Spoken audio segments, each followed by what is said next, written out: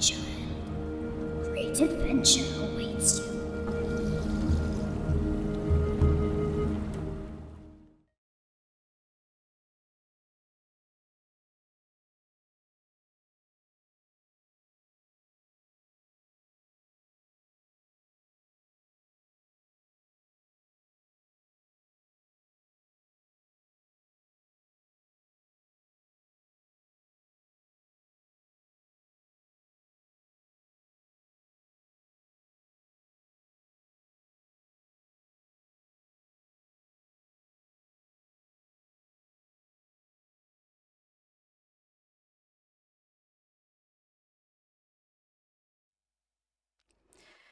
I forgot I turned off my mic, so you wouldn't hear me disgustingly try to put on my teeth. But here we go.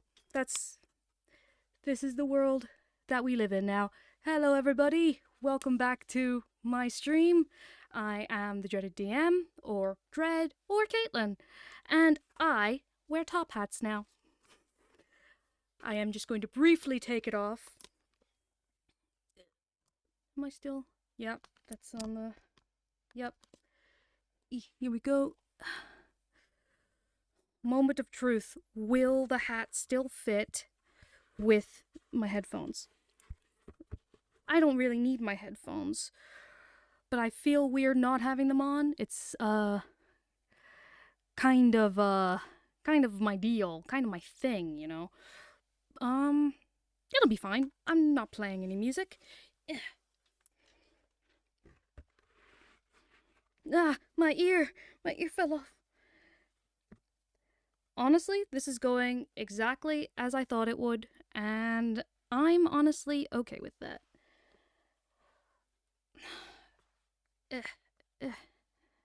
No, the ear was staying on so well before. There we go. Welcome back to One Woman Table, everybody. The show where I mess up sometimes. And no one knows what to expect. I don't even know what to expect. I decided to play this game last minute. The name that is on the stream right now is completely wrong because I was going to play a sci-fi game, and then I decided last minute, no. And then I remembered I have a top hat. I have pointy ears, and I have some pointy teeth. So I'm gonna run this with this, and I'm going to play 1,000-year-old vampire. It is. I don't know what it is, to be very honest with you. Because this wasn't what I had originally planned to do. I actually haven't. Back to old school days where I haven't read through literally any of it. I skimmed through it when I first got the book. I have the physical copy here, and I'll try to maintain the what page I'm on. But I just thought it would be. I like things. I like the tactile things. So I decided that I'm going to instead of using the PDF to write all my things like I usually do, I'm going to use the physical copy. Look how pretty it is.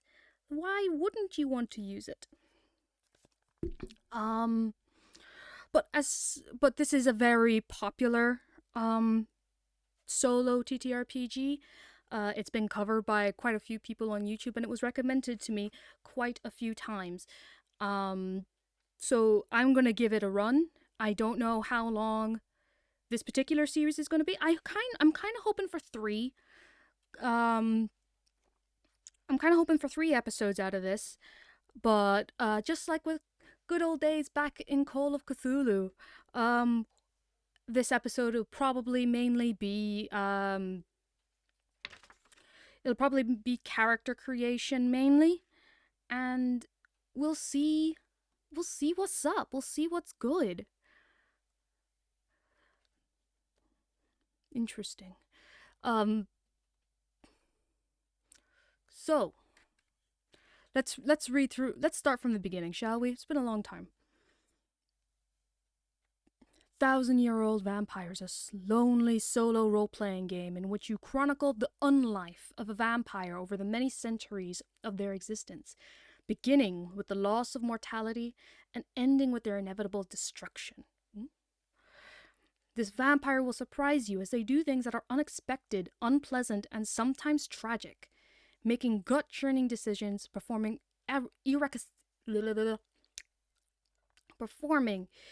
irreconcilable acts, and resolving difficult narrative threads are what this game is about as you explore the vampire's human failings, villainous acts, and surprising victories. I actually did know that. Snee. And you know what? I actually wanted to address this really quickly because it's a pet peeve that I've been having. I actually, first of all, to everybody who has followed and to everybody who has been regularly watching and supporting me doing this, thank you so much. I started doing this because I needed a new creative outlet, and this has been amazing to be able to do this. And I have actually hit 50 followers, but for some reason on different aspects of my profile, I believe on my main Twitch channel it says that I have 50 followers. It says on my stats over here that I have 50 followers, but Twitch is not recognizing that I have 50 followers in terms of my what's it called? In terms of being an affiliate and stuff like that.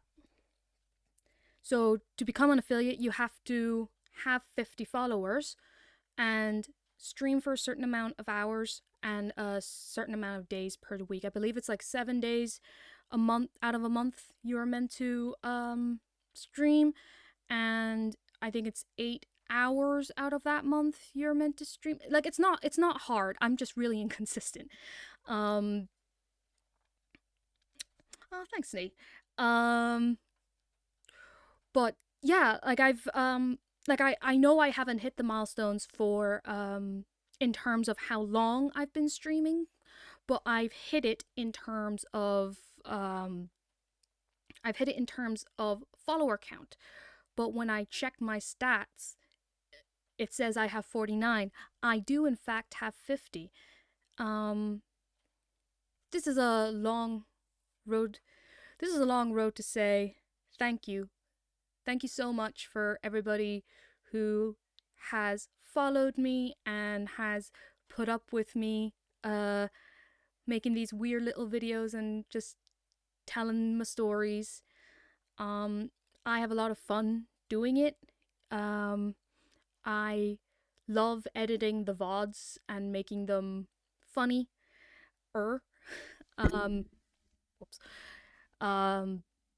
Injecting my own unique style onto Twitch and meeting everybody.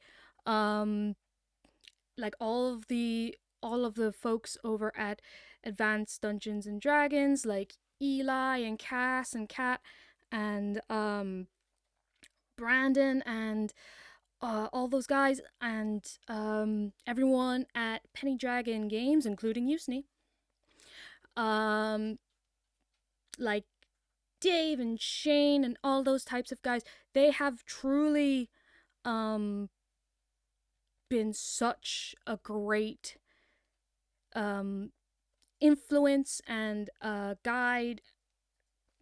Honestly, thank you so much to everybody who has helped me out and let me appear on their streams despite better judgment. Yeah, thank you. Lost my train of thought now. I'm a vampire. Yes, I'm a vampire. And we're gonna start with my death.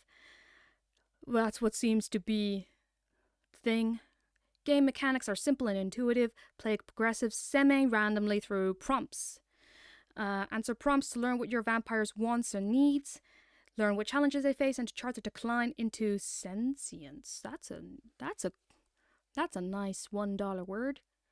Sentience. Build up a character record of memories and then lose them to the inexorable crush of time. See everyone you've loved and hated grow old and die, then turn to dust. Sounds like a good time. Okay, what do I need to play? I will need a 10-sided die and a 6-sided die. I always have dice.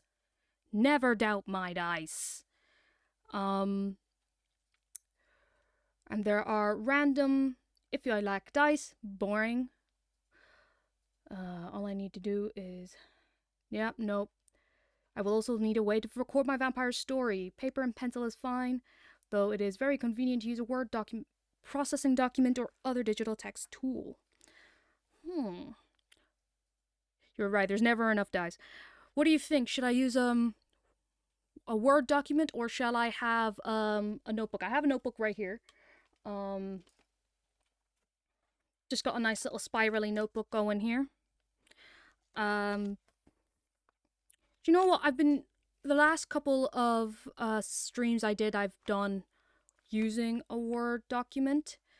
And it's fine. Like, that gets the job done, but, let's get connected to this character. Let's fucking do it, guys.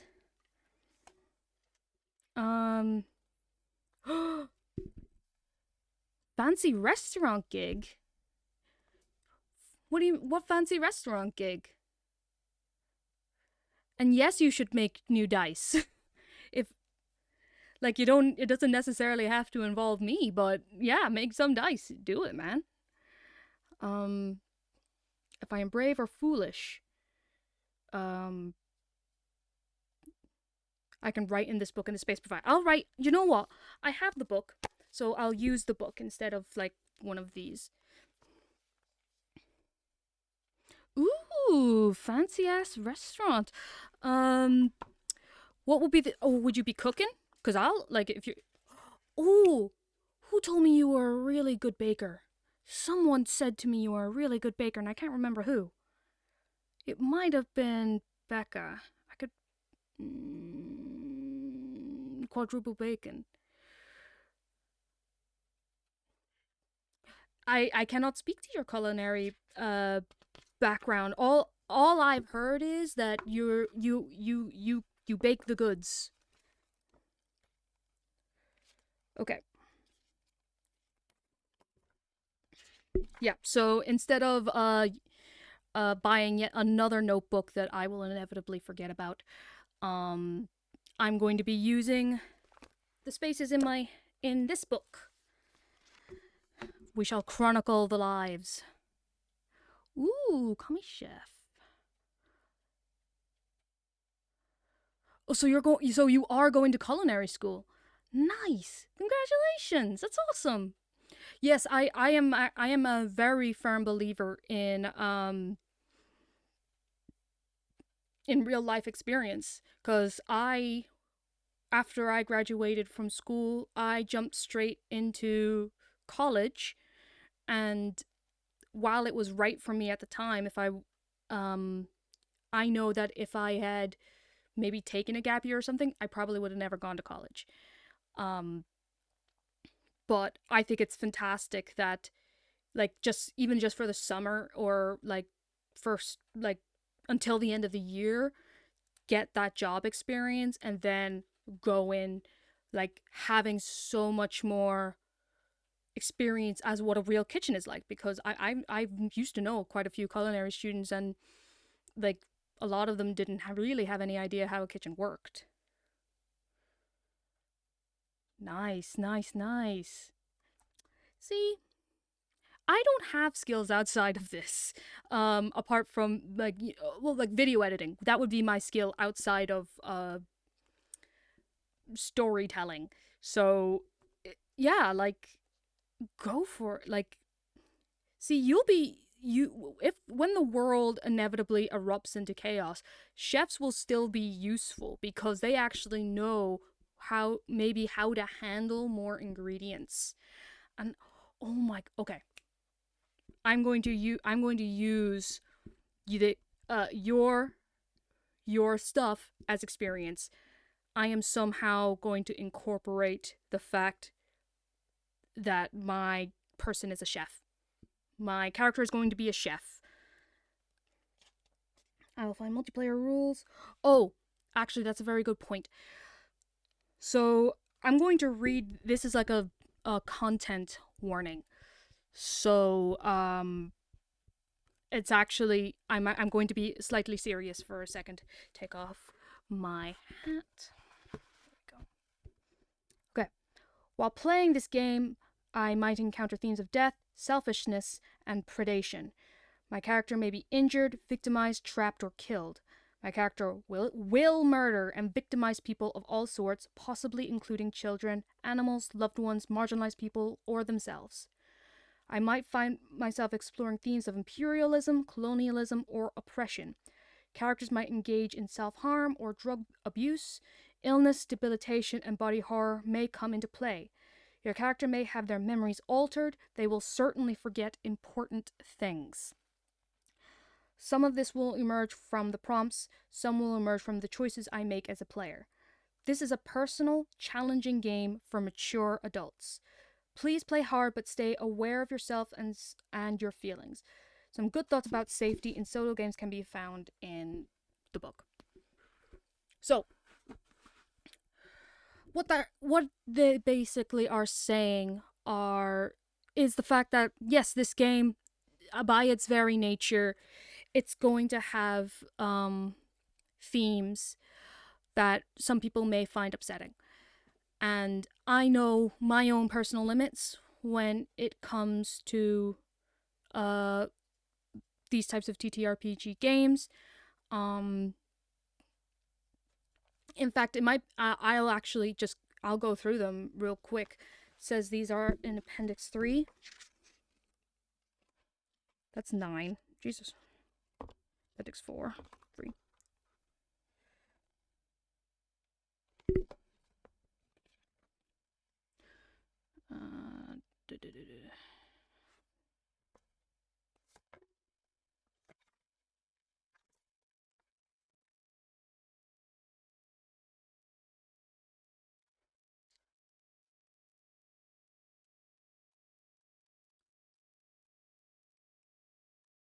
Yeah, I'll try to avoid garlic. I actually don't know if that's one of the things here.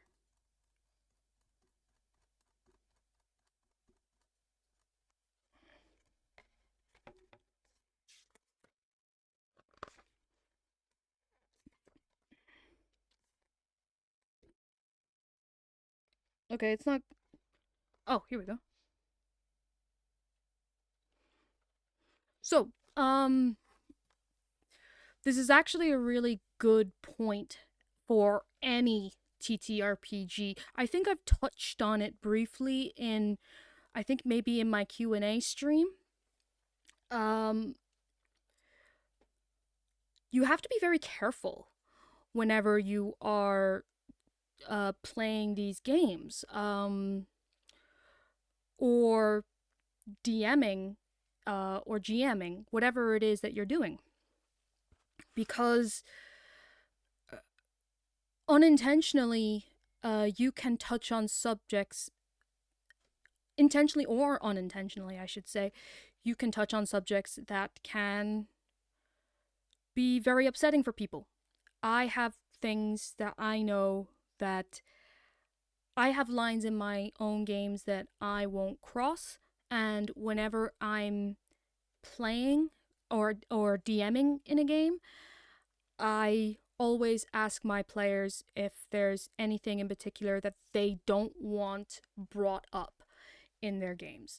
So, for example, one of my hard lines is contortion. I feel like this is going to come back and bite me in the ass somehow, but I have a fear of contortion, and when I say that, I mean contortionists, like in horror movies, whenever like people are like breaking their limbs and climbing up walls, and like, best example of it in just like normal everyday life that I personally, like, I had to leave a room eventually because of it, were like kids doing gymnastics and like doing back bends and all that type of thing. Hate it. Absolutely hate it. Disgusting and gross. But also, if you do it, you are very talented. I just don't like it. It has been a fear of mine for a very long time. There's just something really freaky about it, and it's something I appreciate that. I appreciate that, Snee. I do actually make the point of telling DMs about it whenever I'm about to play a game, but I also say if there is contortion in the game, like, it's fine, just don't go into detail about it. It's always about communication, like what you are comfortable with hearing. And I actually have a very interesting story about it, because one time I was running a Call of Cthulhu game, and another DM had passed on to me like a consent form that I could give out my players, just, to make it a little bit easier, especially if, like, we're playing online. It's harder to meet and speak in person. I'd given them this consent form, and one of the players got back to me and she was like, yeah, no, I'm mostly fine with everything. I just have a hardline no on racism. And that's fine. That is fine. However, we were playing a game set in the 1920s. And 1920s America, specifically. Racism is rampant back then. And I said these things to this person, and they said, oh, I personally don't really have an issue with it. It's more for anybody of color at the table. And I said, okay, I understand that. However, I've experienced racism in the past. I'm a person of color. I am mixed race. And while it probably won't come up, that's the thing, it probably won't come up because I'm not going to start shouting the N-word or anything like that. But if it does come up, I would much rather be authentic to the time. So that doesn't mean I'm going to start shouting the N-word, or I'm gonna start, like, trying to deport, or whatever it is racists do. I don't really know what race, like, be mean, and try to hurt whoever the player is. I'm just trying to say that this is a real part of life. This is something that people actually had to deal with, and I would much rather us acknowledge it and than try to whitewash it and pretend it doesn't exist, right? That's my line on these games. I'm not going to ignore racism, but I'm not going to be racist. And once I explained that to this player, they completely got it, and we moved on with our lives, and we had a very interesting conversation about race and the effects of that as somebody who grew up in Ireland.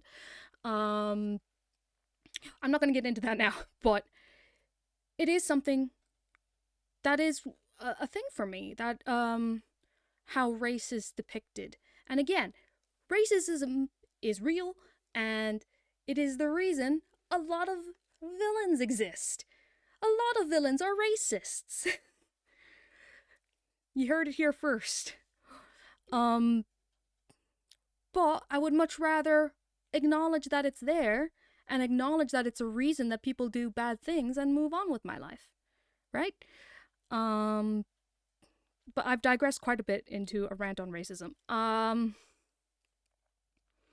Basically, if you feel uncomfortable and you're not playing a solo RPG, you're playing with a group of friends, please let the DM know.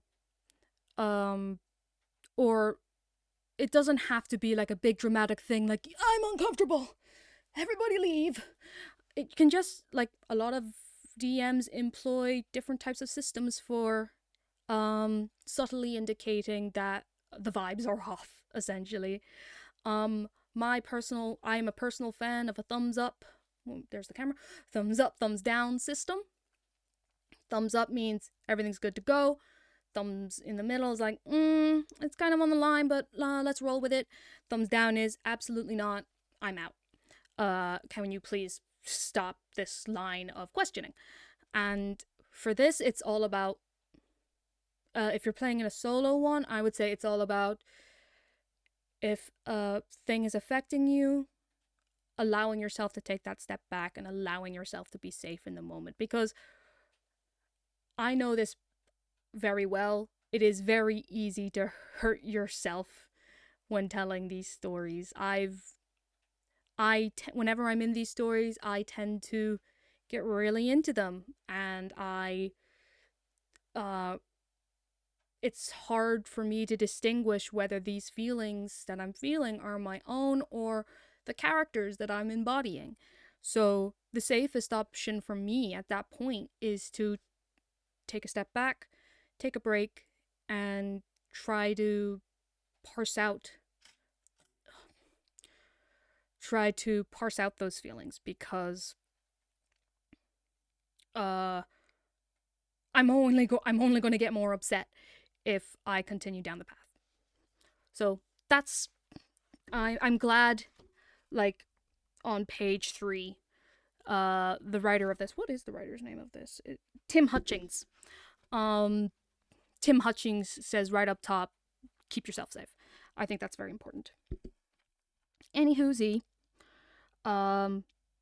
let's move back.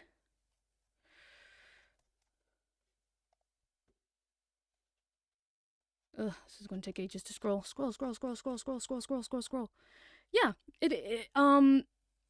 it's something that I'm very passionate about. Since I've had quite a few experiences where I haven't taken those things into account just in myself, and now I make sure that if I'm DMing, I take them into account for others. So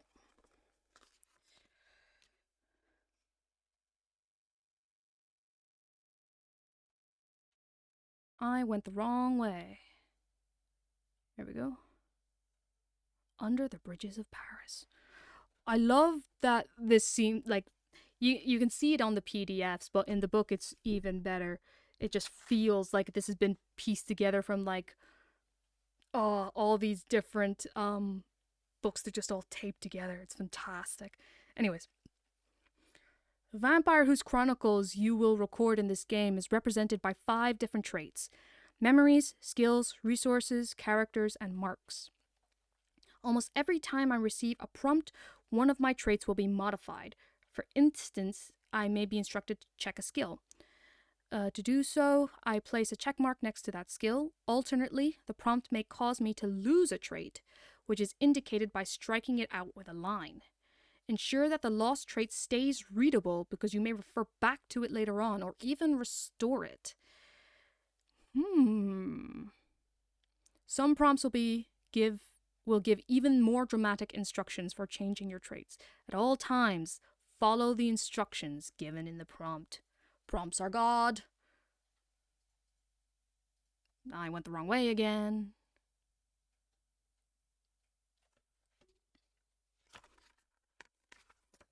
I went too far. Here we go. Memories. Memories and experiences are important moments that have shaped my vampire, crystallized in writing. They make up the core of the vampire's self, the things they know and care about. An experience is a particular event. A memory is an arc of experiences. Okay, that feels important. I have a highlighter here. I think I'm okay. This feels important, and I'm one of those people who is attracted by color. It feels wrong to mark this, but it also feels really important and something I feel my vampire may do. So I am going to highlight this, even though it feels wrong. This is my book. This is fine.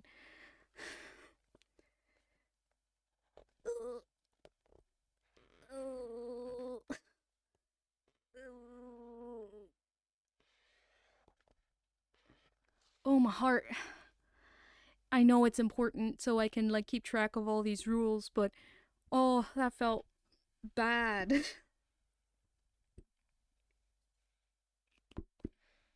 Ew. Okay. An experience is a particular event, so one or two moments in time. And then a memory is a bunch of experiences, but it doesn't say how many. Well, maybe it will soon. Experience covers a particular event, but the amount of time represented by that event might vary dramatically. Experience might describe a few seconds of impactful events, or it might cover 200 years of lurking in an old castle. Okay. Almost every prompt will create an experience, and experiences eventually combine with one another to become memories. But there's only so much your vampire can remember. To reflect this limitation, there is only a finite amount of space for memories on your record sheet. Old memories will be lost over the course of the game, making room for new ones. You will need to make difficult choices about which memories to preserve and which to forget. This got. Oh, wow. Okay. I have to choose what to forget? I don't choose what to forget in real life. I forget things constantly in real life. I don't want to choose to. Actually, no, a lot of people want to choose to forget things. Huh. You will need to make difficult. Yeah. The hard decisions are the core of the game. Okay. In game terms, an experience is a single sentence that describes the resolution of a prompt. Memories are a collection of related experiences built up over time. The vampire begins the game with space for 5 memories. Okay. Another highlight section. Oh. So, we start off with having 5 we can have room for 5 memories, and each memory has 3 experiences, so about 3 sentences per memory. Although a prompt might ask several questions, an experience does not need to address all of them. An experience should be a single, evocative sentence. An experience is the distillation of an event, a single sentence that combines what happened and why it matters to your vampire. A good format for an experience is description of the event, how I feel or what I did about it. If necessary, you can add a dash at the end to include more information. Next page. That's the last page. Okay. Be conscious of any traits affected by the prompt, such as characters or resources, and try to incorporate them. Write in the first person view, from the vampire's point of view. One vampire might have the following experience. Stalking the deserts over lonely years, I watched generations of Christian knights waste themselves on the swords of the Saracen. It's a certainty that Charles is among them. I dream of his touch as I sleep beneath the burning sand. Ooh, this person was buried. Okay. Memories are made up of experiences. A memory is a section of the record sheet that contains up to 3 experiences. Memories are not necessarily linear or chronological. If a new experience clearly belongs within an existing memory, then you can add it to that memory. If not, record the experience in a new memory, which may require the forgetting of an earlier one. So if I want to have new experiences, I may have to forget 3 whole other things that happened. I also have a fear of clowns. I hate clowns, but mine didn't.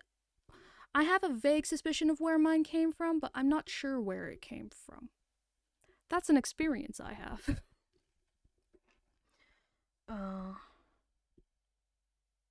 Okay, and memory is a container for experiences that are related in some way. Okay, I'm gonna highlight that. It hurts to highlight. It hurts to highlight. An experience must be placed within a memory as soon as it's created. Our earlier example might be expanded with a second experience. Okay, so again, it doesn't have to be a linear thing. they're more connected by, it can be linear and it can be chronological, but it's not necessary. A memory contains up to 3 experiences. Okay, I already knew that. Each memory should be defined by a theme, trait, or other subject that links its component experiences in an intelligible way. Whenever a new experience doesn't fit into an existing memory, place it in a new memory, assuming one is available. I am allowed 5 memories. Older memories are lost when new experiences occur and you have no place to put them. If you have filled all 5 memories, I need to strike out an existing memory and all of the experiences it contains. Damn. That's heavy.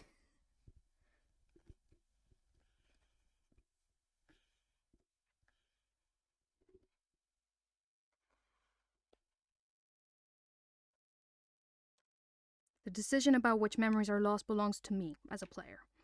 It is not a decision that the vampire is consciously making. Unless otherwise instructed, you may strike out any memory you like to make room for a new experience.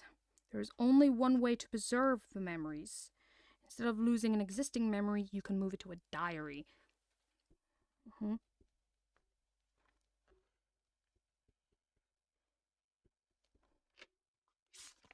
used to have so many diaries as a kid.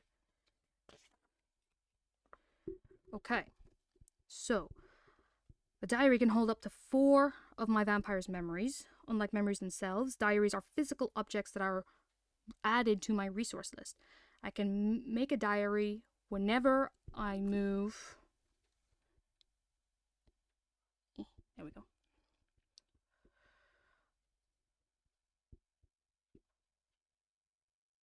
I may freely create a diary whenever I need to move a memory into it. Like any other resource, a diary can be lost. When this happens, strike out the memories it held. Oh god, this is brutal. This is brutal. We haven't even started yet. Your vampire can have 1 diary at a time, and it must contain at least 1 memory. A memory placed in the diary is no longer in the vampire's head. It exists only in the diary, and the vampire the vampire accepts whatever is written in the diary as truth. I could straight up lie to myself.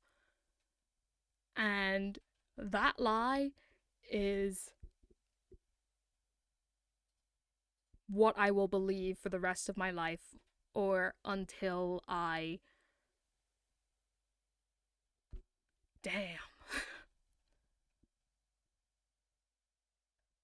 Until I either lose the diary or die, I take the diary as gospel. Okay, to move a memory to my diary, simply indicate that the memory is now in the diary. Next to the memory or connected to the... Okay. When I create a diary, give it a short description and add it to the resource list. Okay, skills. Describe the capabilities and characteristics of my vampire. They indicate what my vampire can do and what I might do. You never know what I'm gonna do. Swordplay, relaxing banter, operate heavy machinery. I do not blink the sand away. And I teach the... I'm not gonna try to, like, this word here. Absolutely not. I refuse to try and pronounce that word. When instructed to record a new skill, you should relate it to the content of the prop. What? Ooh, this is cool. Oh, you can, and it's in both the PDF and in the real book. Like, the tape has covered this sentence. Memory. What will it feel like for a vampire to use a skill tied to a memory that has been lost? This is some fucking Alzheimer's shit. Fuck. Okay, I need to hurry myself up. Some prompts will instruct me to check a skill. To do this, place a check mark. Mechanically, this indicates that the skill has been used. Narratively, a check skill gives me something to flavor my prompts with later. If unchecked skills are what my vampire is capable of, checked skills are what they have done. They are part of my vampire's being. Okay, so unchecked is potential, and checked is something I am. So if I'm a chef, my ability to cook. That's, oh my god. I am getting so deep on the weeds and just like the implications of this. So this character is going to be a chef, right? Like in the beginning, like as they are turned. And for many years, I will know, oh, this is how I learned how to cook. I worked with this master chef. I've trained from a very young age to become a chef. And then 2, 3, 400 years down the line, I still have this ability to cook. I don't use it. I think that's gonna be how I lure people in to die. I won't remember how I learned how to cook, or I might not remember the person who taught me how to cook. I'll just be like, somebody will ask me, oh, when'd you learn to cook? And the only truthful answer I could give is, oh, who's to say? It was many years ago. Damn. This whole thing is already giving me an existential crisis. Oh, God. They might have skills that I do not want to check. Instead of fighting this, revel in the plight of a humane vampire when they go to help a friend of a bureaucratic jam and find that the only skill... Oh, no. So you can only check a skill once. If I am instructed to lose a skill, strike it out. It is gone and no longer influences the way the vampire influences the world.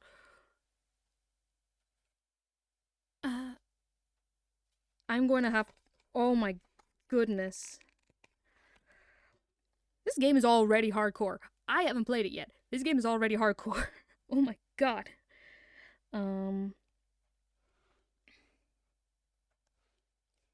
Okay, so capabilities and characteristics indicate what my vampire can do and what they might do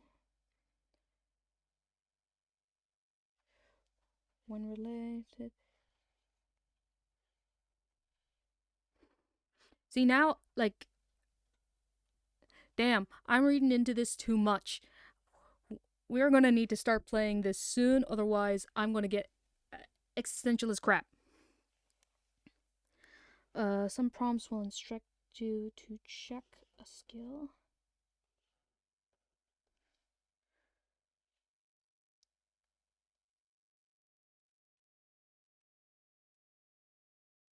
Mechanically, this indicates skill has been used. If unchecks, capable of check skills are what they have done.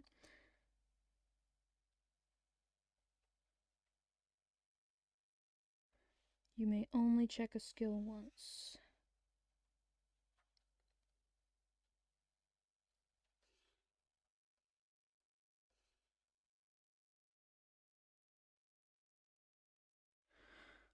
Whoo-wee! Okay. Resources. I think we're almost there, guys. I think we're almost there. Resources are assets or structures that are useful to your vampire or items that they value. So take a moment to read all these. All of these are things you could have in your pocket and or bag or maybe suitcase or sack. Yeah, who doesn't have a lucky penny or a Roman legion? All those things are things.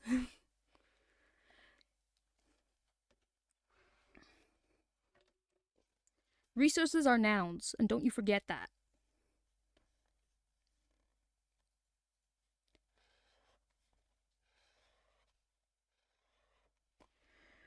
In prompts, they will occasionally be reference made to stationary resources. These are possessions that cannot be physically hauled away with the vampire when they leave the area. So, like, a Roman legion could be moved. You know, it'll take a long time, but you could move them, technically.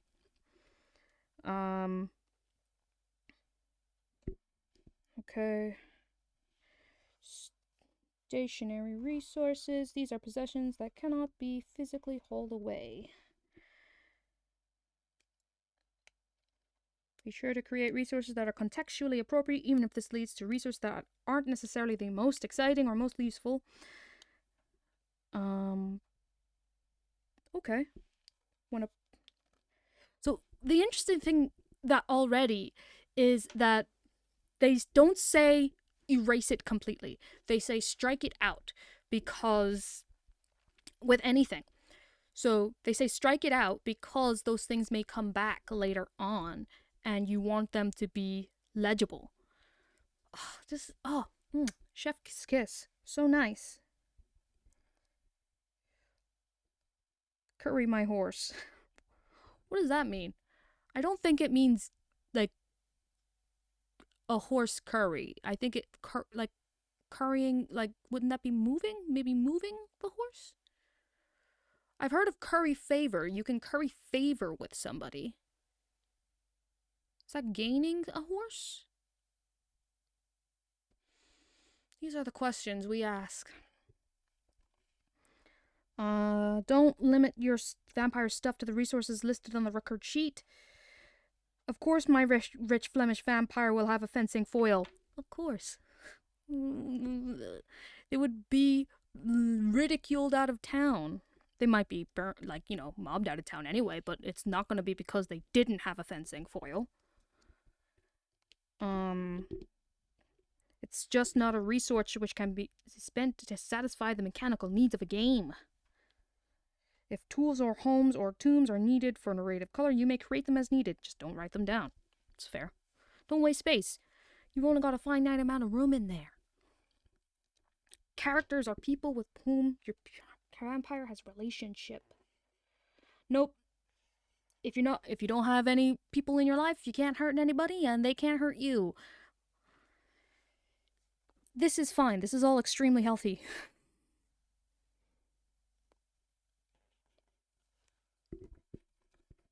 Just gonna... Oh, this tea is very cold now. I'm going to drink it anyway. Mama didn't raise a quitter, and she didn't raise a waster. Love you, Mom. I know my mom doesn't watch these. Each character should be named and described in a sentence fragment. Add more descriptors each time I interact with them. I thought... So they give an example of, like, a person you could know, and this person's name is Lawrence Holmuller, a descendant of Baron Holmuller. I freed him from a Turkish prison. That's not what I read. I fed him in a Turkish prison. Oy, oy, oy, oy, oy.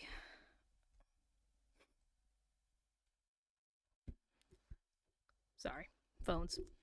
Very distracting things. Okay, so every time I meet a person, if I continue to meet that person, I need to write, like, another thing about them. If it makes sense to include a character when resolving a prompt, do so, even if the prompt doesn't tell me to include a character. In addition, create a new character if a prompt instructs you to. Include one, but none are available. A character can be mortal or immortal. You will be told which type you are instructed to create. Oh, they're going to tell me. I'm so sorry, that was an incredibly annoying noise.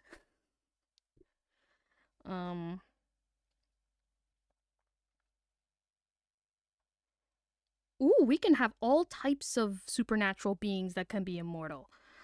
Vampires, angels, demons, ghosts, scientific experiments gone wrong, forgotten deities, underground lurkers, meddlesome ancestors. Ooh. Invisible shamblers, softly spoken animated corpses, household gods or sprites, disembodied heads, enduring cursed existences under bell jars, or anything else suitably bizarre. Okay. So, because a lot of this is based on prompts, which is great, I love that type of thing. I am actually going to ask for help from the audience. This is going to be audience participation. It will be fun if for some of the prompts you guys throw something out there, you know? I don't think we might get to something today. Hopefully we'll get to something today. But if we don't, that's going to be the goal. I want this to be collaborative to a certain extent. I don't want to I am not yet going to be running group TTRPGs on this channel. Maybe later, maybe soon, but not quite yet. The top hat says no. Okay, so this is the last thing.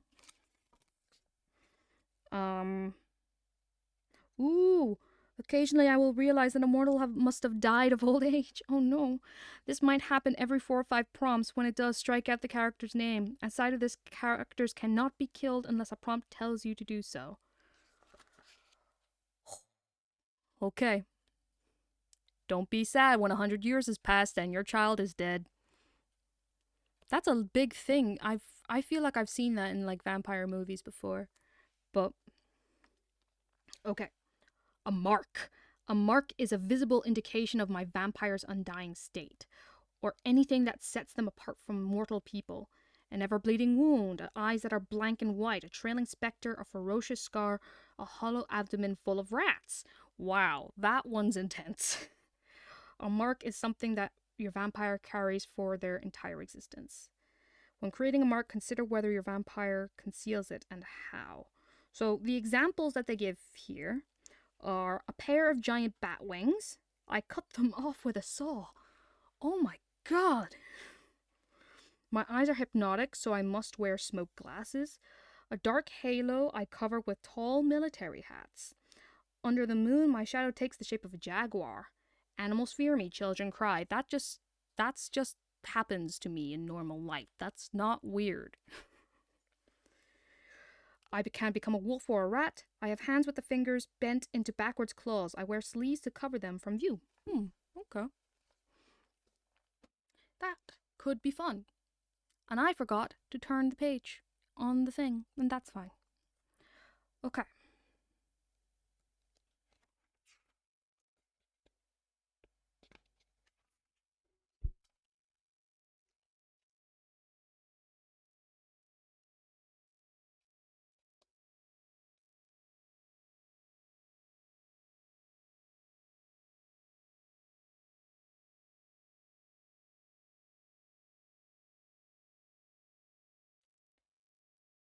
Okay.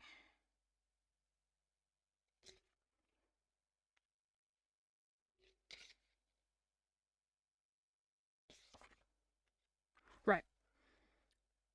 Sorry. I'm just reading ahead a little bit just to get an idea of what we are going to do next. So I think knowing basically about all the different thingy-mahoozies, we can get to creating a character. And I'm pretty sure they said there's some sort of character sheet here. Yes.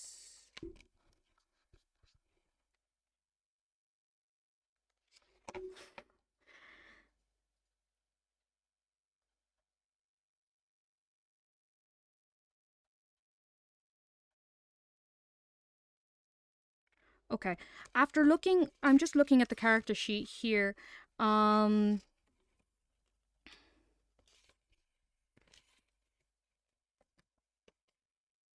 Yeah, like I could use these, but they're just so nice. I think I'm going to use this instead. It's always by my desk, so it'll be here for the next games. And honestly, this is just such a nice book. I already feel bad that I put a highlighter in it. Like, I know, like, like, it literally says in here, like, you know, this is your book, do with it what you will. And I think most people would agree, Caitlin, this is your book, do with it what you will. But, like, I don't like, the most I will ever do to books, and a lot of people consider this a serious faux pas anyway, is I'm a bad one for dog earing my books. But, like, at the same time, it's like, it's just so much easier to just dog ear the book, you know? I've I'm better now. I don't dog ear the books as much, but, you know, it's like, I got shit to do. I don't want to, like, find a bookmark. What if there's no bookmark close by? Okay, so I think it's clear that we simply must have a top hat. We simply must. So we're going to move on now to character creation, or as it's called here, vampire creation. So start by imagining a person in the distant past, a Roman emperor, a Mesopotamian midwife, a French knight. This person will become the vampire. Imagine when and where they were born and who they were in life. Start a memory with one experience that encapsulates their history. For instance, I am Henry, son of John, born near the Loire Valley in the 13th century of our Lord.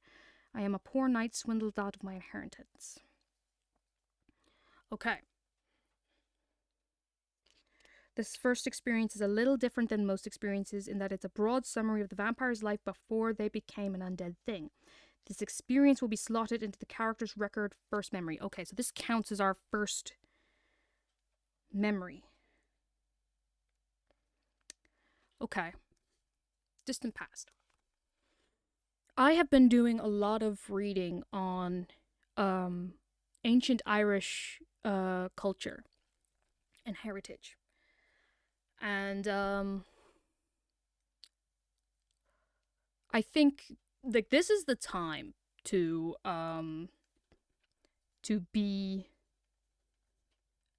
encapsulate that. So I did say I wanted to be a chef.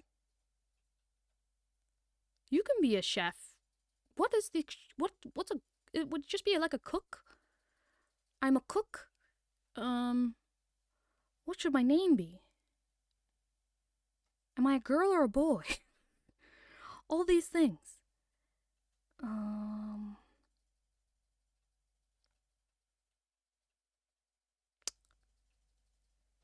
Okay. Any ideas from the audience? Okay, let's start off simple. I'm going to be lame and binary. Let's say, for now, things could change. We might live through the roaring 20s and, like, you know, we could get crazy, but right now we're going to be binary just to keep it simple.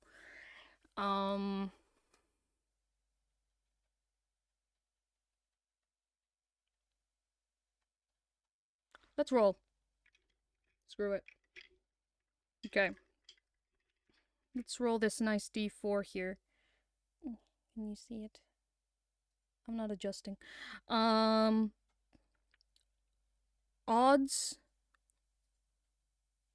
male, evens female. Evens female. We have a lady. I don't want to be a fancy lady. Okay. Yo. We're in the right time. We're in the right age. My name is Maeve. I could be Queen Maeve, but I won't. How funny would that be, though? Oh my gosh. Just imagine, like, Queen Maeve, like, the whole thing of Queen Maeve, like, the whole reason, like, I don't know if people know the story of Anton and Cuchulainn and all that, but the reason the whole thing started was basically she and her boy toy got in a pissing match about who was richer.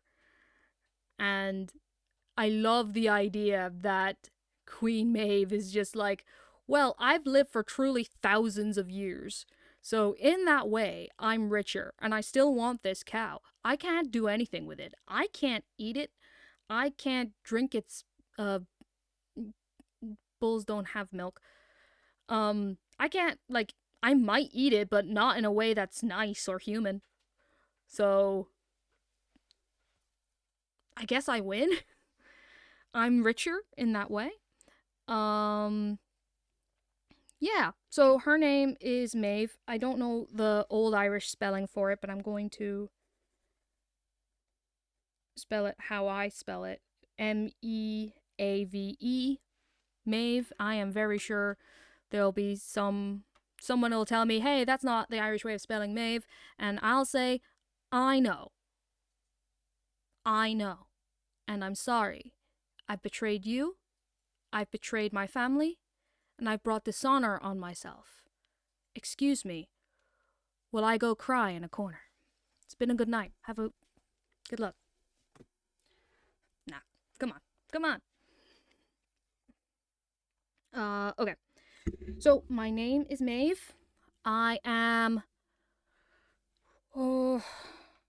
Okay. I need to have a. Let's go away from. Oh, crap.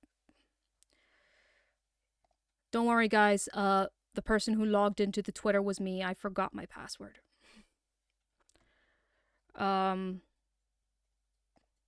Okay. I'm just struggling to think of like it's like all of the knowledge I gained of ancient Irish culture has completely gone out the window. So, ancient Irish surnames.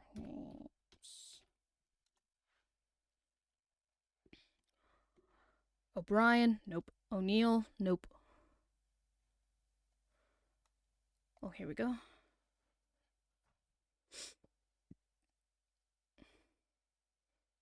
Jeez. Macaulay.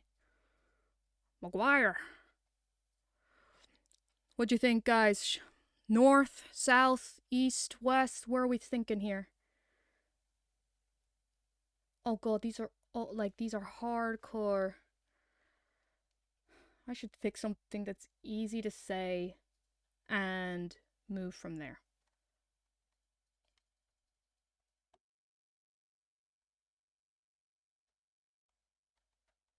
Yes, it should definitely be something that I need to be able to say. And something that would be easily anglicized as well, because as I move through history, I kind of want to go for like a more northerner name because that's my heritage. I'm an Ulster woman, but not like. I'm gonna stop talking about that.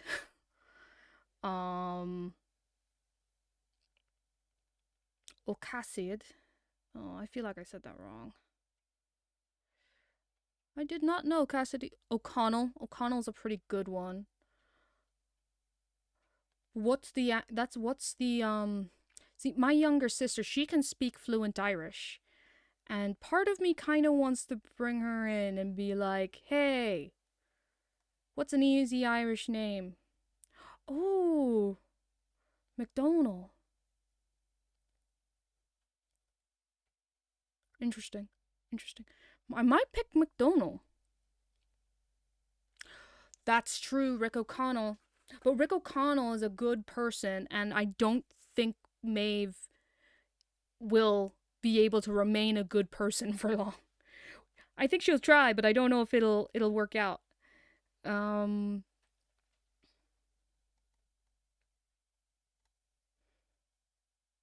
Ooh, Cooney. Okuna. I think I said that wrong, but I like the sound of it. It's got a Maeve Okuna, and then later on, Cooney. I actually like. I actually think that name sounds kind of dope. Okuna. I think I'm gonna go for that. Maeve Okuna.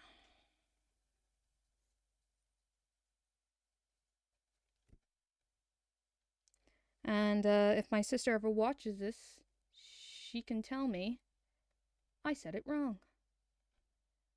And I'll be like, I know. I'm sorry.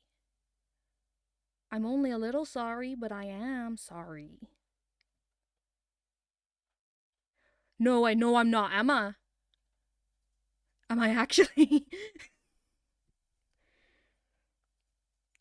Don't say that's your name. That's not.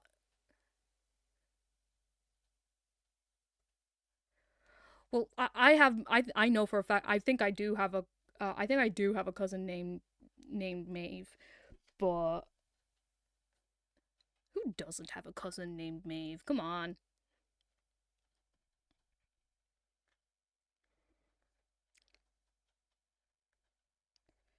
There we go. There we have the name. I'm not changing it. Uh, unless you really want me to, cause I'm a pushover like that. Cause I did see like my normal name, my last name, but I'm not gonna say my last name. And a lot of these names look very difficult to say. And while they're not difficult, like the anglicized version is not difficult to say, I like what I have.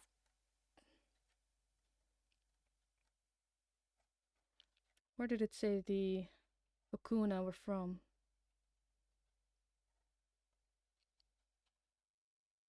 Yep, called it. Just remember to bring a steak next time you go see your cousin. I've lost it. Okay, so my vampire's name is Maeve Okuna. She is a kitchen girl.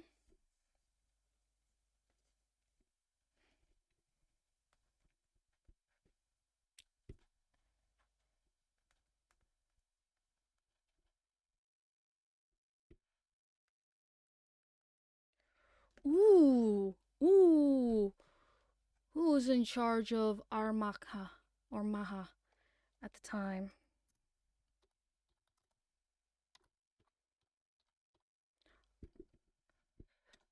That's the Irish way of saying Armagh. Armagh. Sorry. I'm so sorry. Let's see.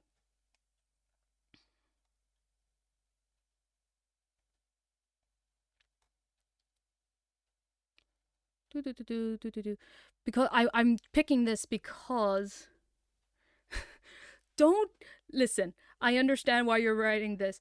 Hold on a sec. Um uh just be careful about saying that type of personal information online. Just be careful. Let's see.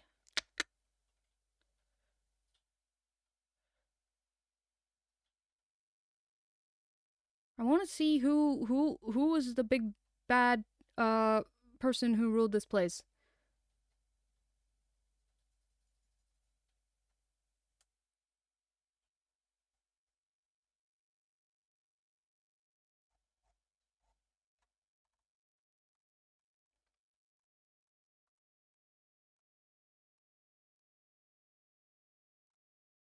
Has anyone ever been to Armagh?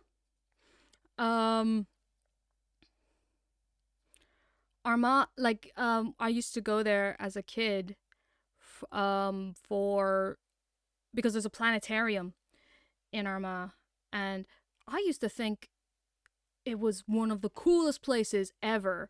And then I learned later on in my life that people don't like Armagh. Or I've heard that Armagh has a bad rep. Um, but I always thought Armagh was a very beautiful town. Um, like it's got these cathedrals there that are honestly they're spectacular. I'm not religious in any way, but they are beautiful churches. Um, And Navan Fort is not too far away from there either. Okay, so I'm only seeing one person in this Winky article that I'm only kind of paying attention to. And it's I don't know how to pronounce that. Dara? D-A-father-I-R-E. I don't want to butcher it, but at the same time, I really...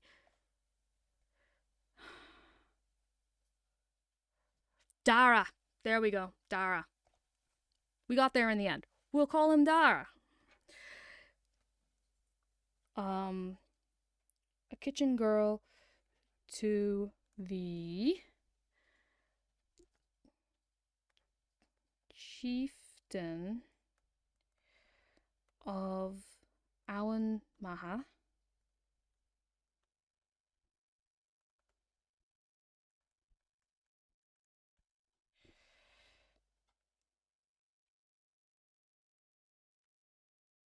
Dara.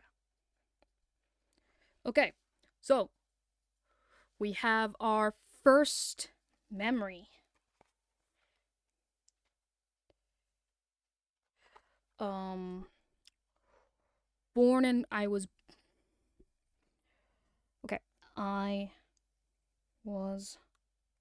born and raised here. I was born and raised here, and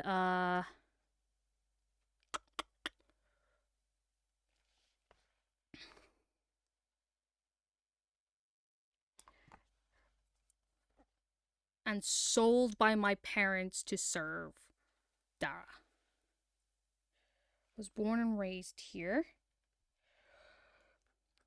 I was sold by my parents to serve the chieftain. Yeah, that sounds right. This is about the time, like, you know, not even in like a, oh, slavery. You know, this was just the time. Like, it wasn't even like a slavery thing. Just humans were bought and sold. Well, and that is actually the definition of slavery. To pay, I guess, to pay a debt. Yeah. To pay off their debts. I don't know if this is too detailed, but, you know, we're already here.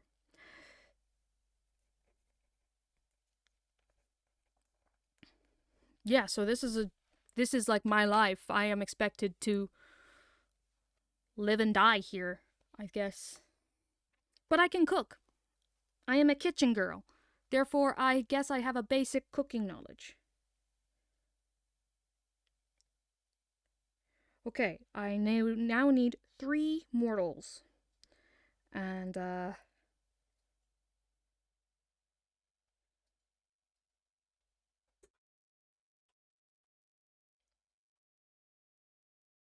okay.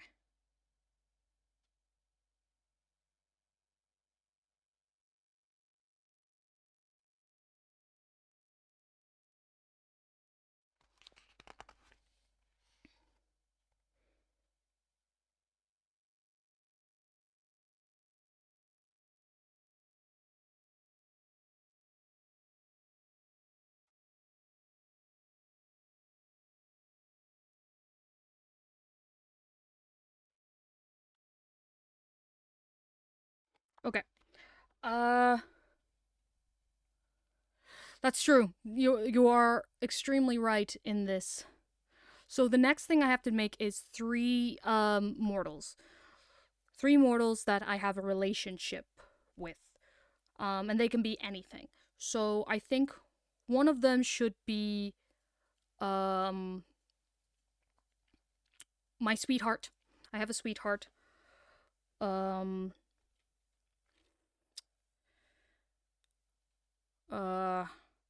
Fionn.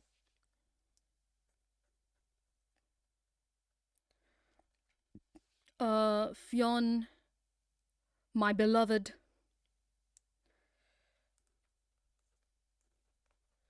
who is a stable boy.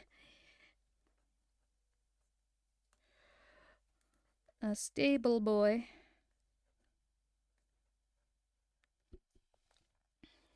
In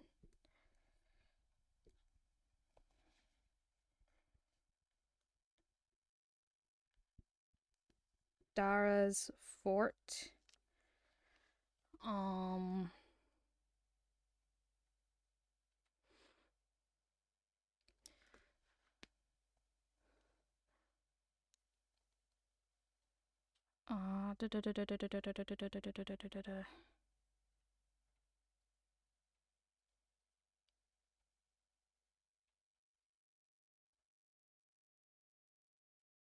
Okay, so that's person number one. We have to remember that these people will probably not be around for long. So Fionn, my beloved, we're just gonna give myself some emotional trauma right off the bat. Blue eyes and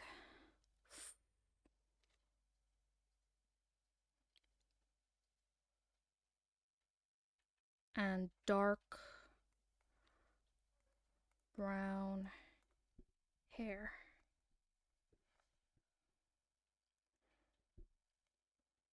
Makes me laugh.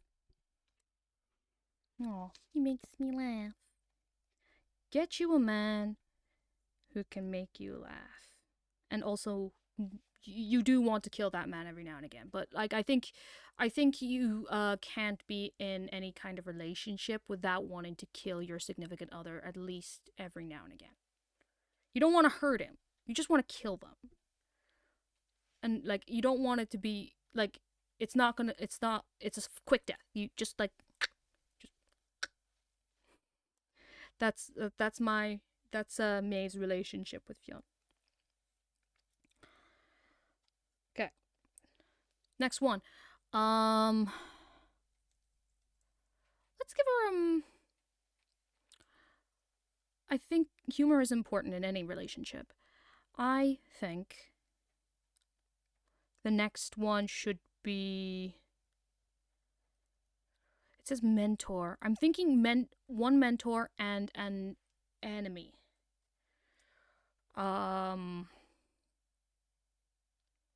Ooh, how about this, right? Hear me out. Her father is the enemy. What would the father's name be? Father's name.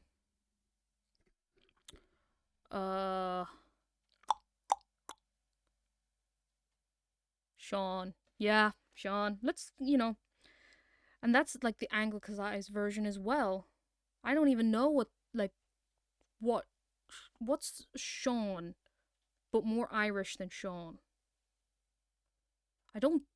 I'm sure there is something more Irish than Sean, but I can't think of it. So let's just say Sean Okuna.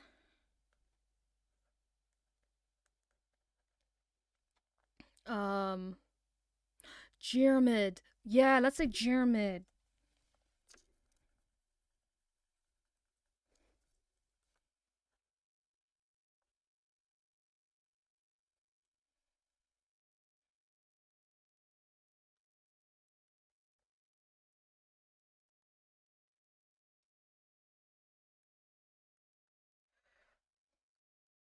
Kuna, my father.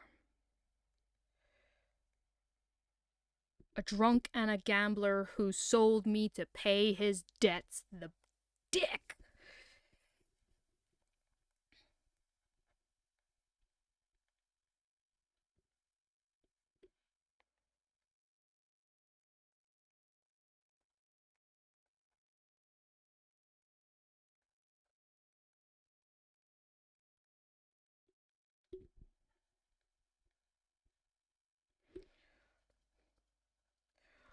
Okay, final one. I'm thinking, you're just fresh off your leaving cert.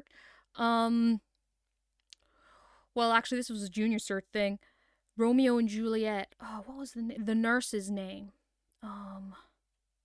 Can't remember her name offhand, but I'm thinking like somebody like that, who's like another employee in the castle, not necessarily my mom, but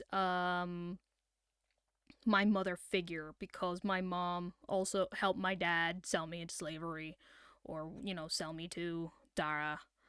Um like, I get the feeling like, she's low born, so she wouldn't actually interact with the family all that much. She would just,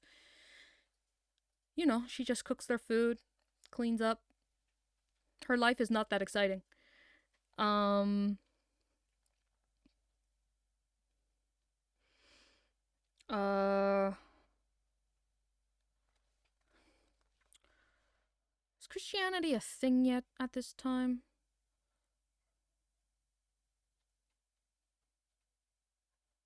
I love when I just the nurse, is she never directly named? I thought she was. Fair.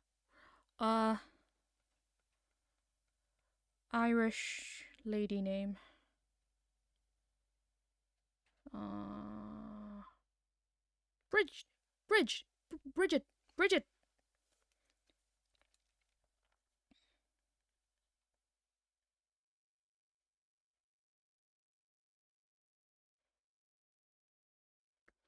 Did I get rid of the Irish names? I did. Dang it. Hold on. I'm gonna get that back.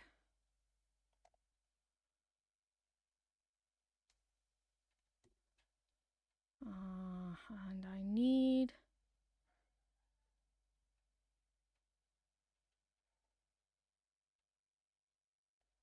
I have no idea how Ahern here came from that. What the hell is that? Um.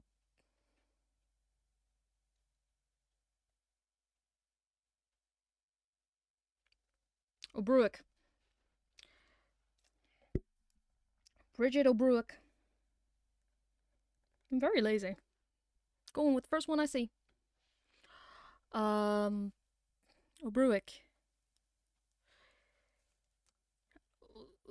Head maid?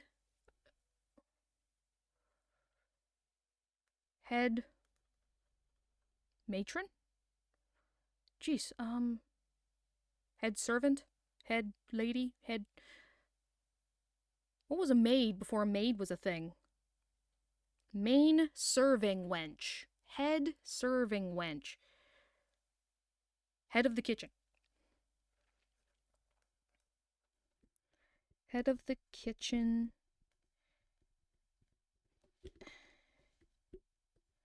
In Dara's fort. A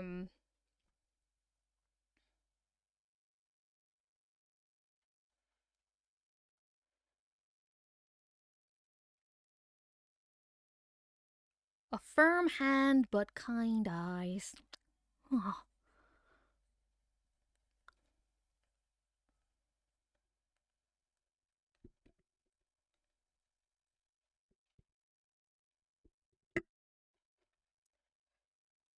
Yeah, she's kind eyes. Okay. So now I need 3 skills.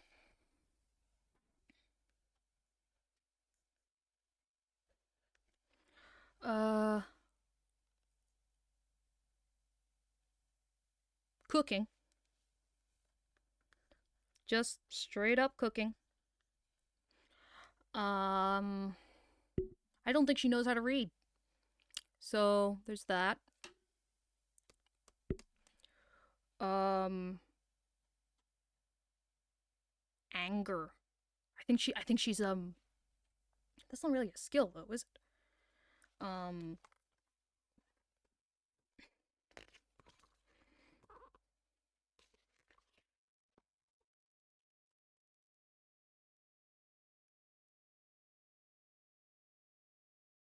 Ooh, gift of the gab. Actually, no, not really. Well, you can have bants with the other staff, right? Like, um, hmm,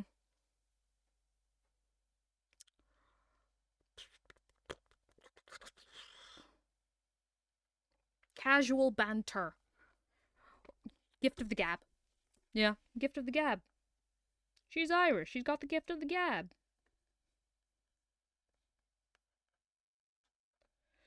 Um,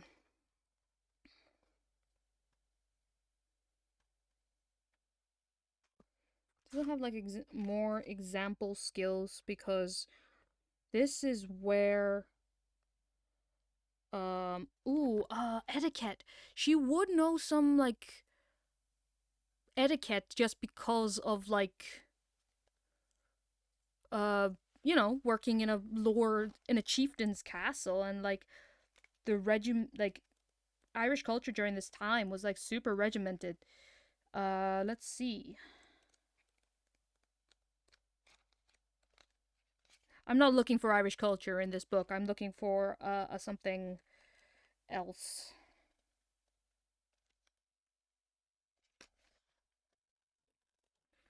La la la la la la la la la la la la la la.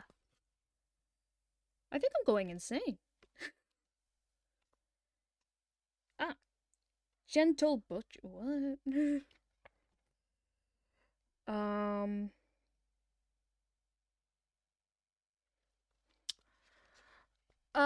Look who's here. It's Raven. I haven't seen you out and about in a while. I've been here the whole time.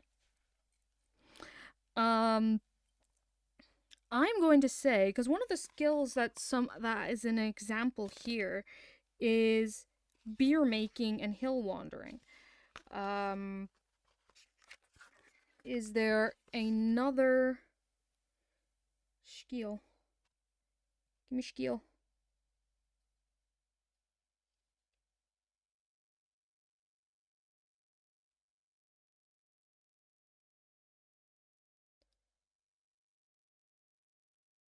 Um,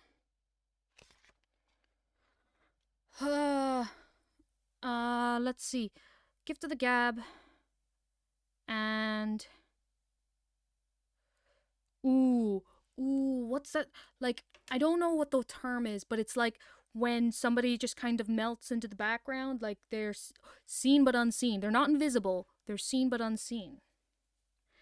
And that's what I think servants have that.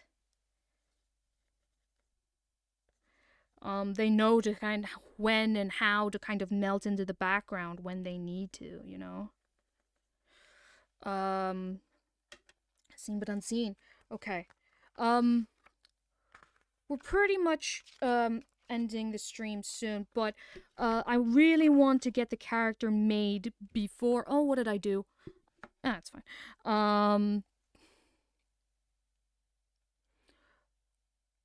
I really want to have the character made before next thing. So the next one is and 3 resources. So I don't think they would let a sort of slave girl like just keep a knife, just have a kitchen knife. Um, Apron, just a straight up apron. Um, like maybe a what are things it is reasonable for a girl in ancient Ireland to have? So an apron, I think, is extremely reasonable.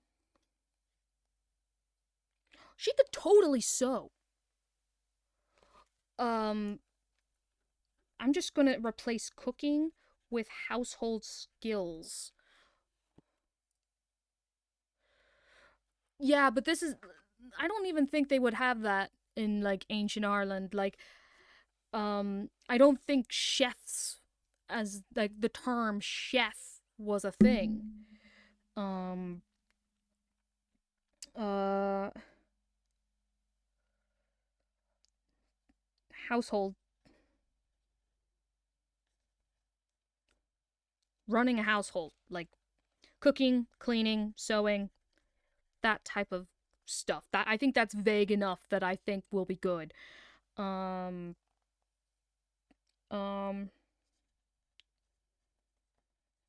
Running a kitchen. Yeah, just running a kitchen. Yeah, cuz then you know, you need to be able to sew up a I'm sure there's something you can sew in a kitchen. um Snee, you're a cook. Is there something you can sew up in a kitchen? I'm sure there's not. Um Apron.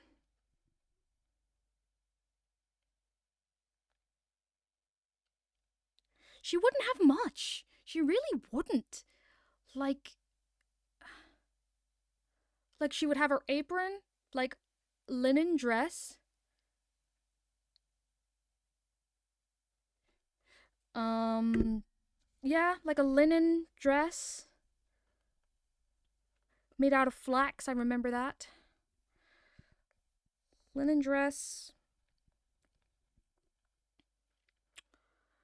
and like maybe do you know what? She would have something I feel like she would have something of like sentimental value of like an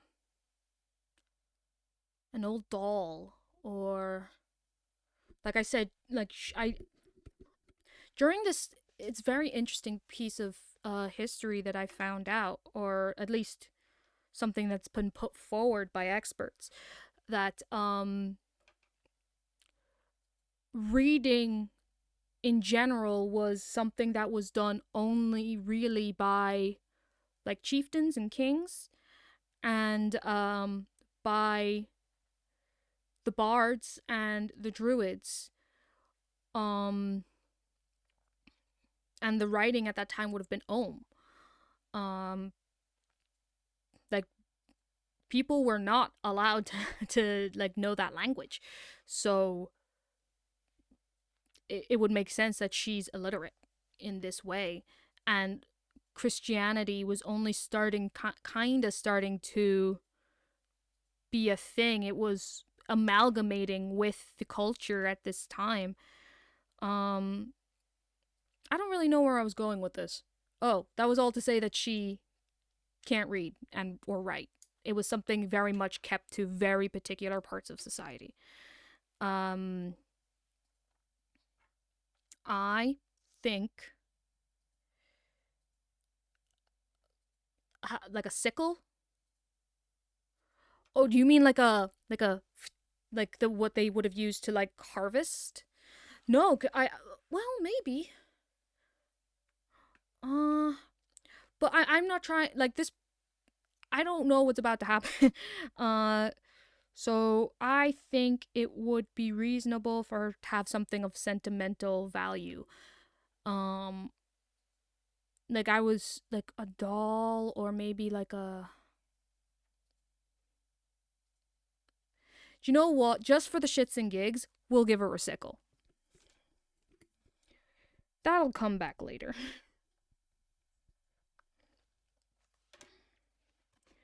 um. Okay, I'm three experiences. So this is going to create a complete memory. Um.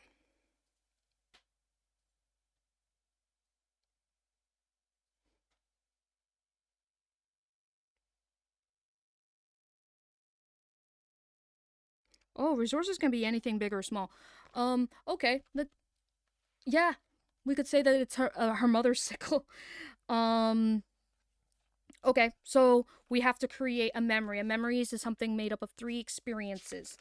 And then once we've done those memories, we can get into the person who turned her. I have an idea for who it could be. But let's get to experiences first. So memory one. So my first thought is She has a memory of cutting wheat with her mother teaching her how to cut wheat with a sickle.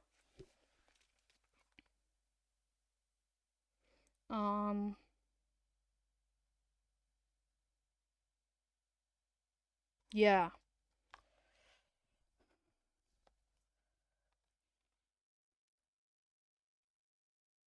As a young girl, my mother,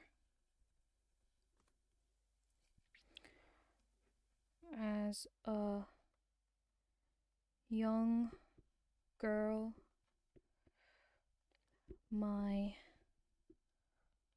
mother taught me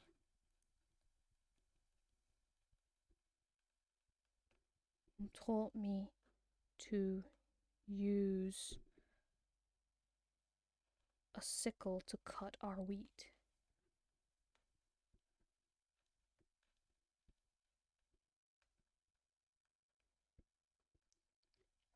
We made flour. Oh, and then she taught me to make bread from the flour. So that got her first instance of running a kitchen and learning how to use this sickle. Then we made flour and bread from the cut wheat.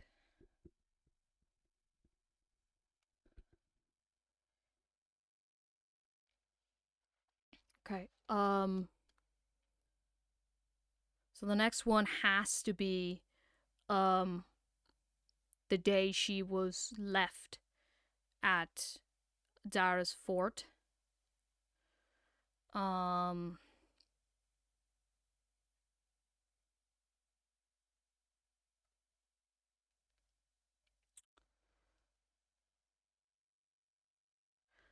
um oh Seasoney, have a good one. And I know the one you're talking about, Newgrange, which is by Tara. Or is it in Tara? I can't remember. Could do. Actually, that could come in later. I think, yes, I have a very good idea. So this is the first experience. XP1, XP2. The day my father, I wouldn't even call him my father. I'm pissed at him. What did I name him again? I named him Jermid. Jermid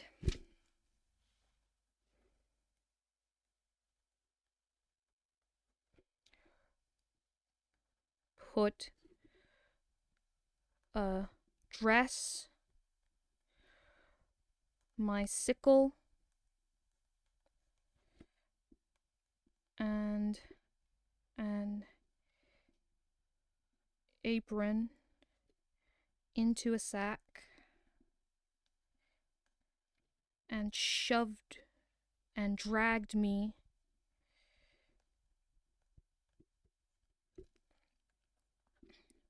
to a big fort.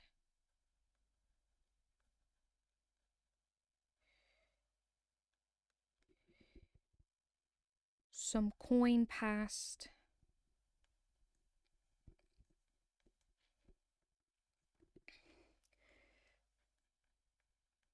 Between him and a strange man.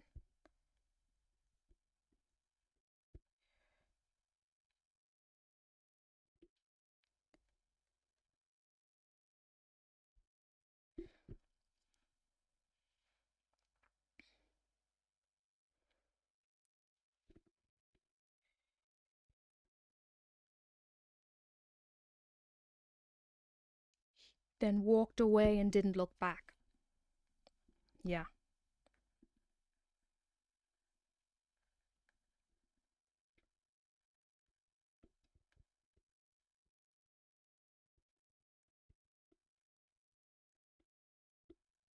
Okay.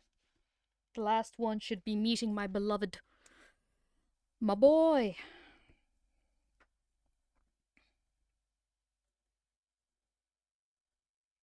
Um.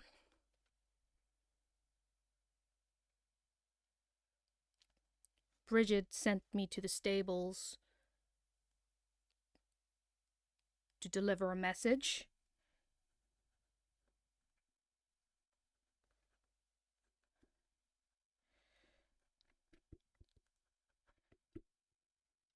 Sent me to deliver a message to the stable master.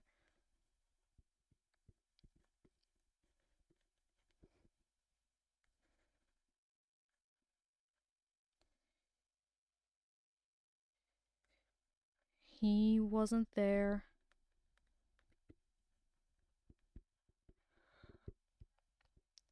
But his assistant Fionn was.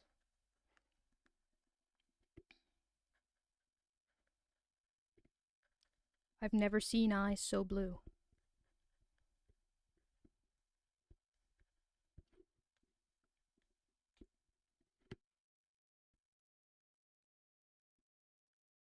Okay, that's our memory. This is like all we know of Maeve before she turned.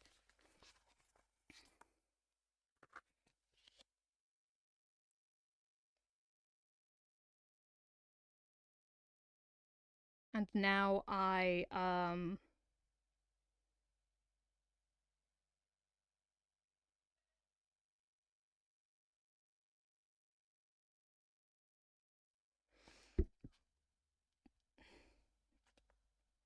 okay, so I think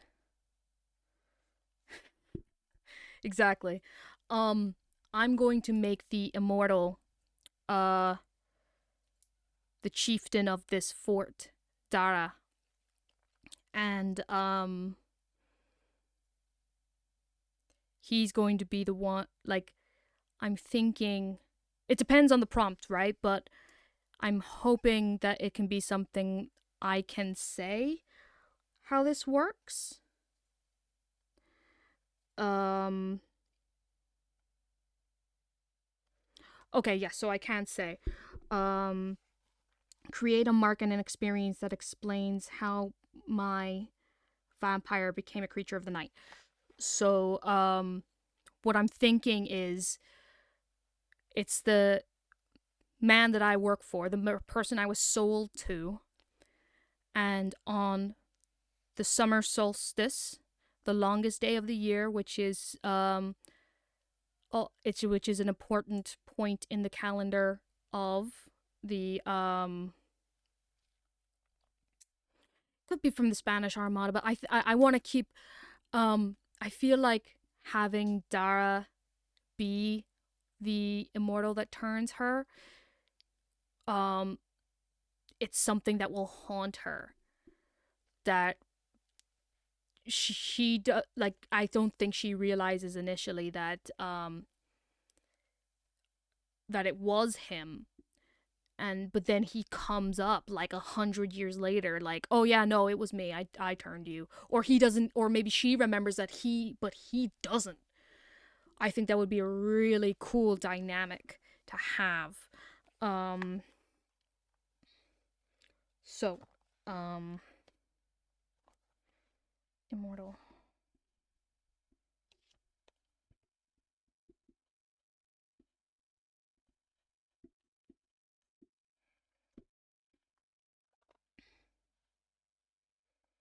uh so this would count, like, as memory 2 as well.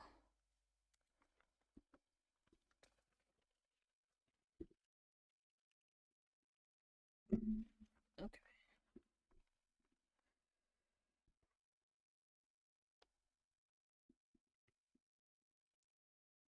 Memory 2 and a mark. So I'm thinking because human sacrifice was a huge thing in, like, because it's a pagan culture, um,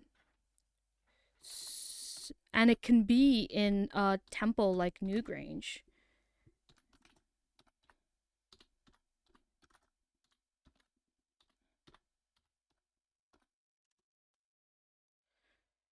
Human sacrifice was apparently a normal part of Celtic rituals, especially of kings in hard times.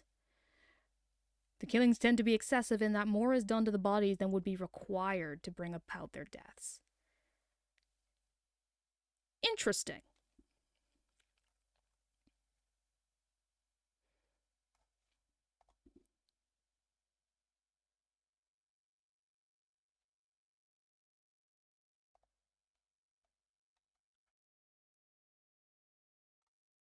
Uh, so, uh,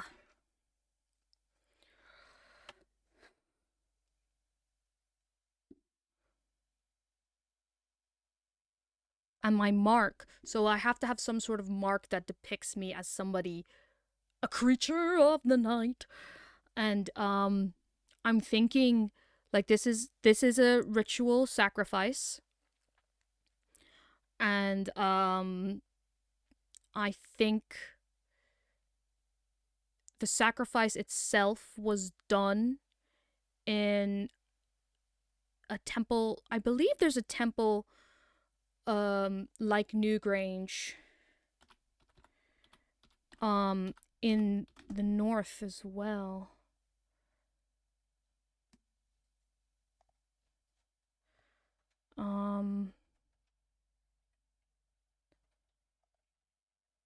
I could be completely wrong though. I feel like I might be wrong the more I think about it. Um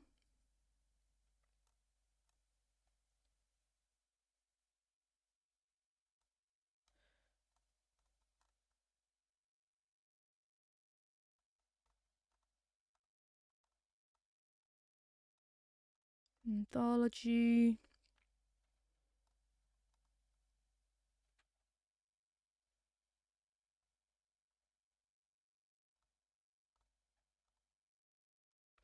Nah. I'm not gonna say it's Newgrange because I've already established that I'm a northern lady. Awan Maha. Arma in English. Um no, I understand completely. Um it's I like I said earlier that I've been reading a lot about Irish history and culture um for some games that I've been coming up with, and I think it would be interesting. I thought it would be interesting. So the summer solstice.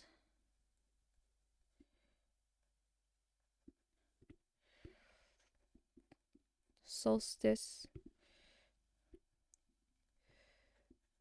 The the chieftain. Dara. I can't remember who the chieftains were, so I'm just gonna say O'Brien. O'Brien. Um ordered me to take part.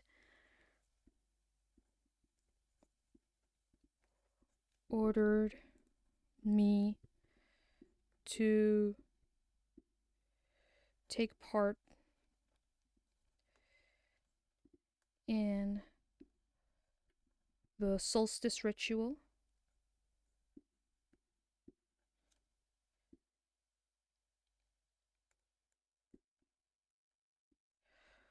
Okay, I think I'm gonna have to be careful with how I say this.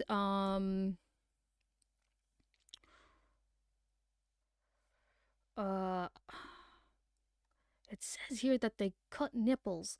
I'm not gonna cut my nipples. That's gonna be so horrible when taken out of context. Oh no, I said a terrible thing. Oh Jesus, it's getting worse.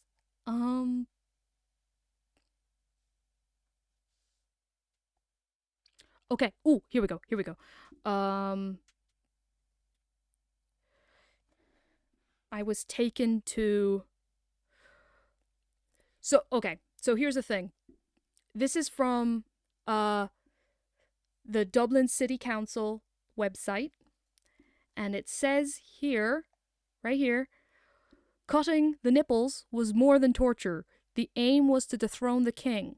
Sucking a king's nipples was a gesture of submission in ancient Ireland, says Kelly. I guess Kelly is a historian of some kind. Cutting them would have made him incapable of kingship in this world or the next.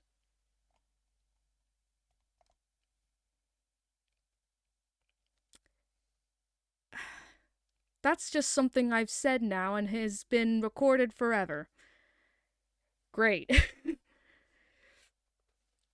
Hey, I know, but this is ancient Ireland, okay? Cut us some slack. Um, in the solstice ritual, um,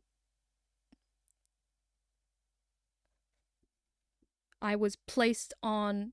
I was taken to a temple. I was taken to the standing stones.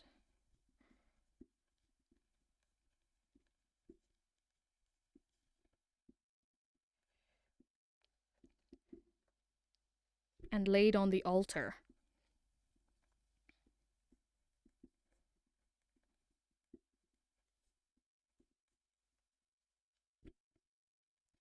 I was stabbed in the heart,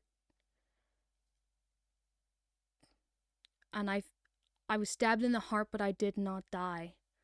They threw me in the bog, but I did not die.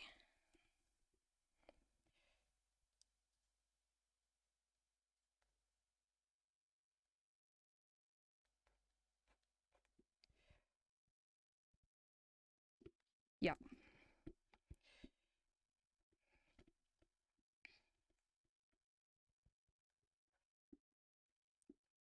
Dara stabbed me in the heart,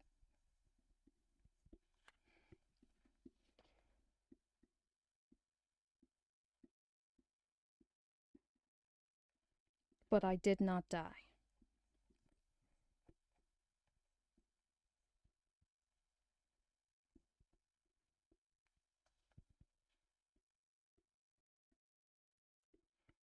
He threw me in the bog, yet still I did not die.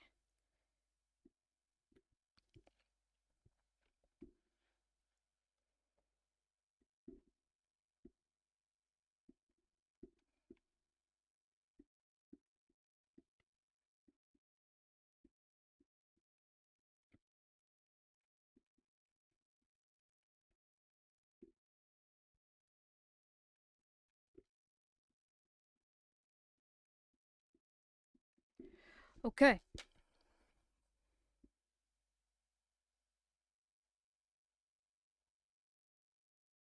Once I have finished. Okay.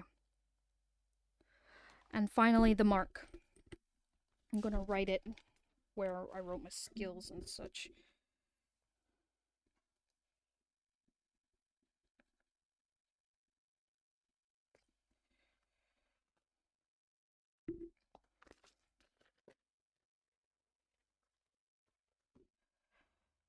Um,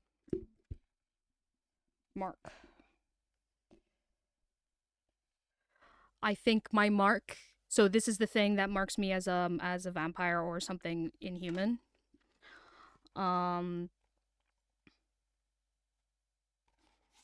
I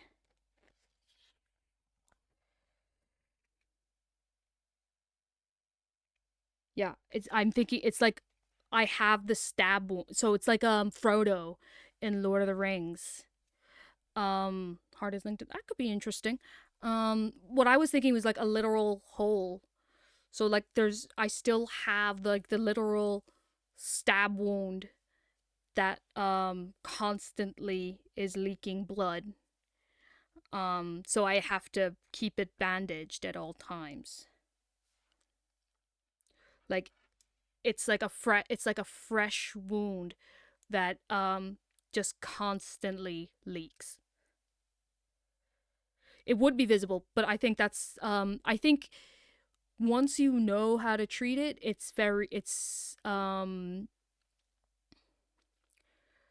once you know how to treat it, it's very treatable, but it's something that is like could very easily give the game away if, like, she for whatever reason had to, you know, take off the bandage and suddenly there's a gaping wound, like, oh my god, you've been stabbed. Nah, mate, you're about to get stabbed to death also with my teeth. um the stab wound never heals. The stab wound in my heart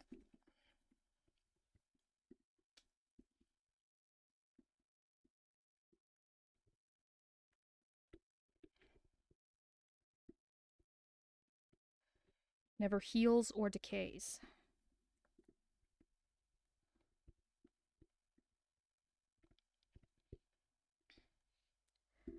And always weeps blood.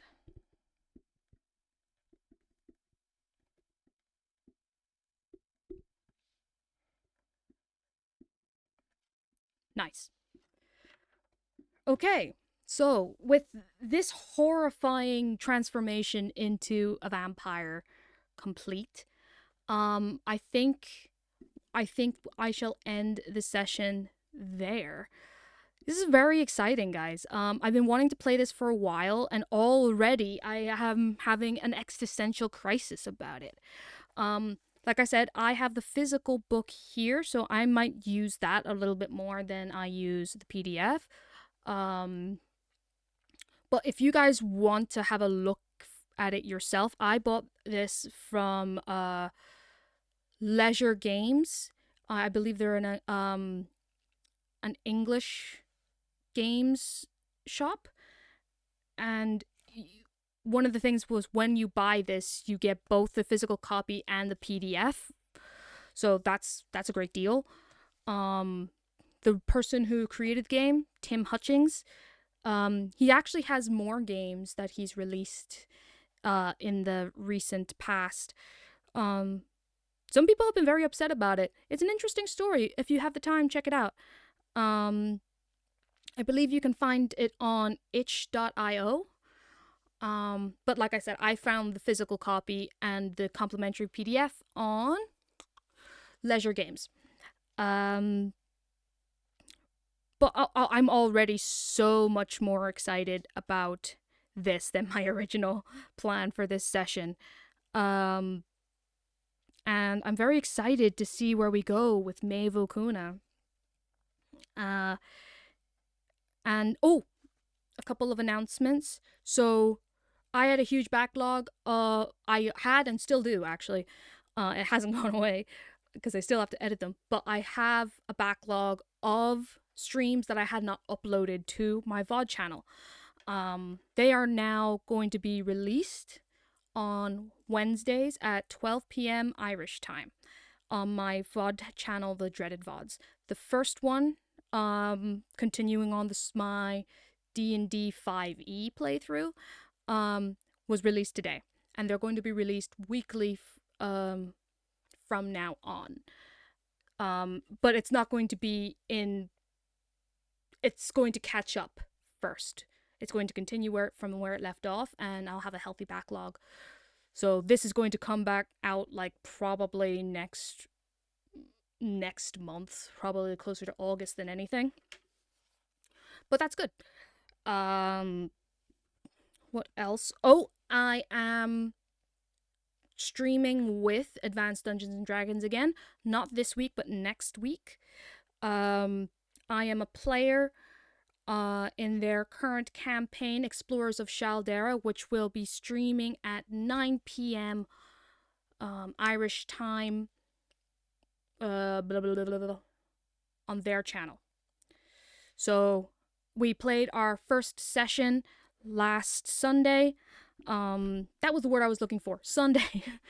We played first session last Sunday. It was super fun. I'm playing a fighter slash artificer multi-class named Ben Amakir. I like him. He's a sweet boy. So check that out when you have the time. And it's been announced. It's very exciting. On the 14th of July, I am going to be joining Penny Dragon Games and be a player in their ongoing campaign.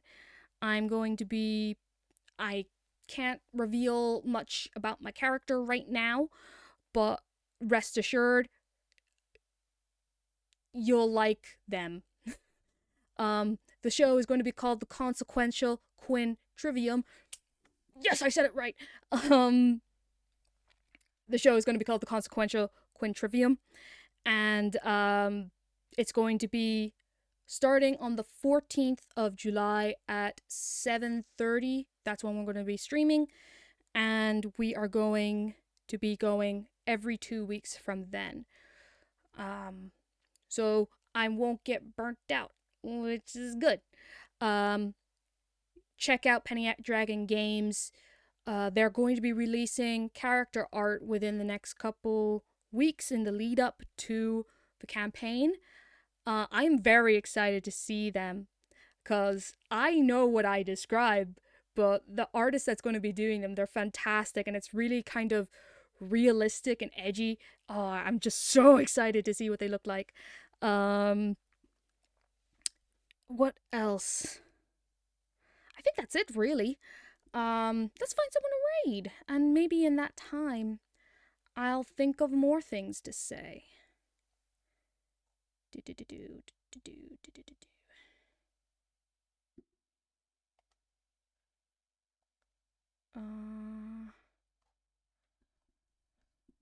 This is always the part where it's a little bit awkward because I never really know where to go from here. Let's see.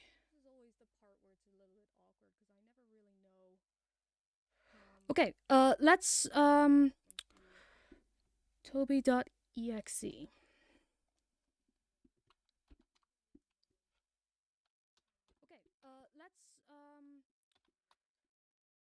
Perfect. Okay, we are going to be raiding Toby.exe. Thank you guys so much for coming through. I really appreciate it. That was a real rookie move that I just moved my main screen to my Twitch channel. But we'll ignore that. Thank you so much for coming by, and again, thank you so much for 50 followers. I have plans to increase my my streams, but I'm still working on it. Thank you again so much for coming. Appreciate you, appreciate your faces. I tip my hat to you all. And we're gonna go raid a guy. Remember to check out the VODs. Thank you so much, and I appreciate your faces. Have a good night. Good night.